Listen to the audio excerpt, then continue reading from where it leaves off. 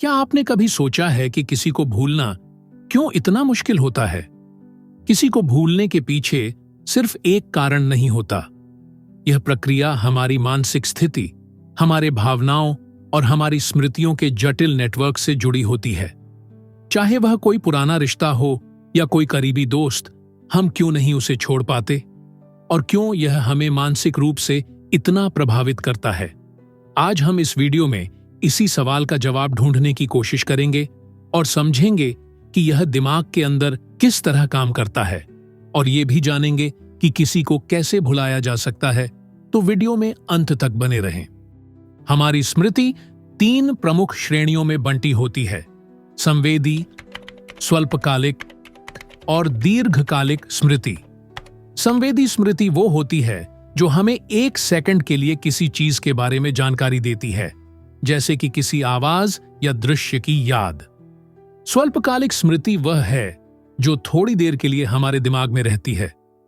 इसे हम कुछ मिनटों के लिए याद रखते हैं, जैसे किसी नंबर का फोन पर नोट करना।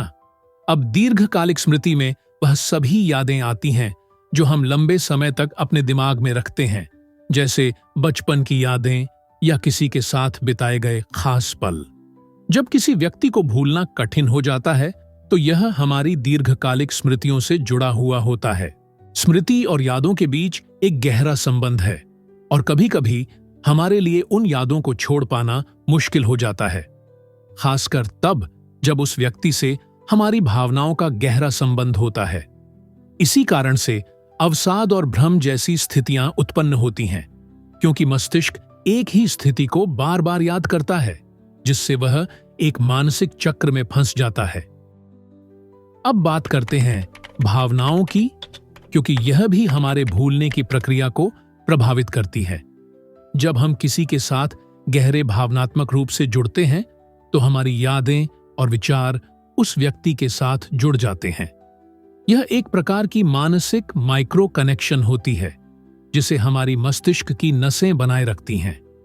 जब हम किसी से प्यार करते हैं तो मस्तिष्क विशेष हार्मोन जैसे डोपामाइन और ऑक्सीटोसिन रिलीज करता है, जो हमें खुशी और सुरक्षा का एहसास कराते हैं।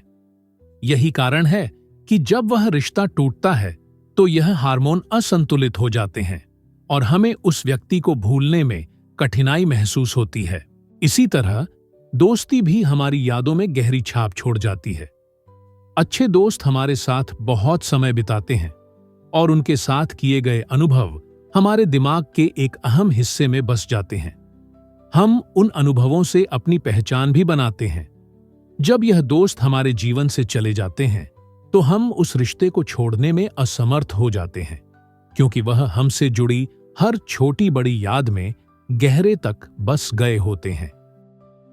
जब हम किसी से जुड़ते हैं तो यह सिर्फ भावनात्मक जुड़ाव नहीं होता, बल्कि शारीरिक जुड़ाव भी बनता है। अगर आपने किसी खास दोस्त या प्रेमी के साथ दिन रात बिताए हैं तो आपकी आदतें भी एक दूसरे से जुड़ी होती हैं। हमारी आदतें हमारे दिमाग के नेटवर्क का हिस्सा बन जाती हैं।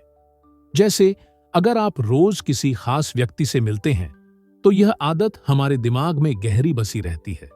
जब वह व्यक्ति आपकी जिंदगी से निकल जाता है तो उस आदत को छोड़ना भी उतना ही कठिन हो जाता है।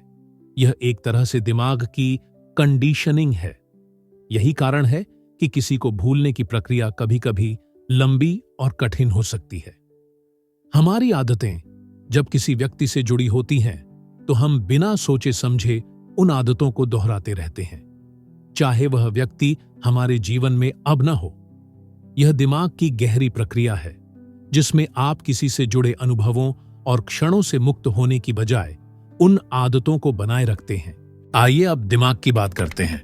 दिमाग के अंदर 2 महत्वपूर्ण रसायन होते हैं, डोपामाइन और सेरोटोनिन।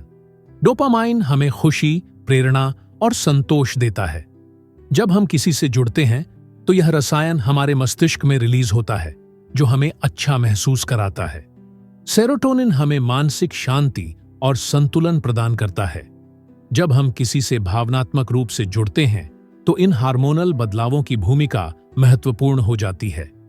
इनकी असंतुलन की वजह से हमें पुराने रिश्तों या यादों को छोड़ने में समस्या होती है।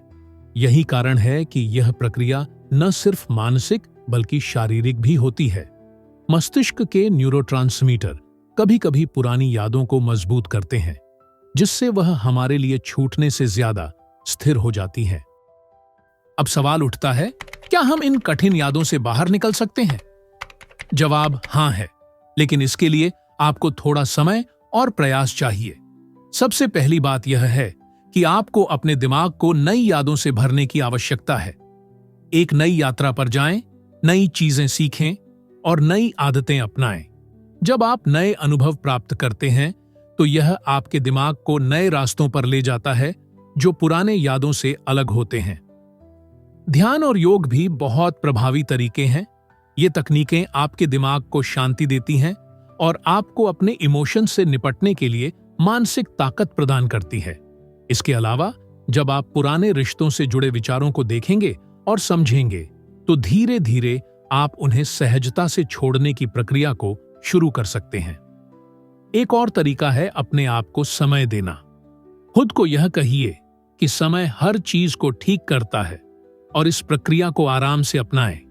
कभी कभी हमें अपने आप को यह स्वीकार करने की जरूरत होती है कि कुछ चीजें हमें समय के साथ छोड़नी होती हैं।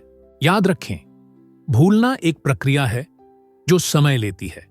यह किसी भी मानसिक चुनौती से जूझने जैसा है। अगर आप किसी को भूलने में संघर्ष कर रहे हैं तो यह पूरी तरह से सामान्य है। यही जीवन है। हर अनुभव हमें कुछ सिखाता है और अंत में यह आपके लिए बहुत महत्वपूर्ण है कि आप खुद पर ध्यान दें और अपने मानसिक स्वास्थ्य की देखभाल करें। तो अब मुझे बताएं, आपको किस तरह की यादें सबसे अधिक परेशान करती हैं और आपने उन्हें छोड़ने के लिए क्या कदम उठाए हैं? मुझे आपके विचारों का इंतजार रहेगा। अगर आपको यह वीडियो मददगार लगा हो तो इसे लाइक और शेयर जरूर करें, और अगर आपने अभी तक चैनल को सब्सक्राइब नहीं किया है तो अभी कर लें। इससे आप हमारी आने वाली और भी दिलचस्प वीडियोस को मिस नहीं करेंगे। धन्यवाद।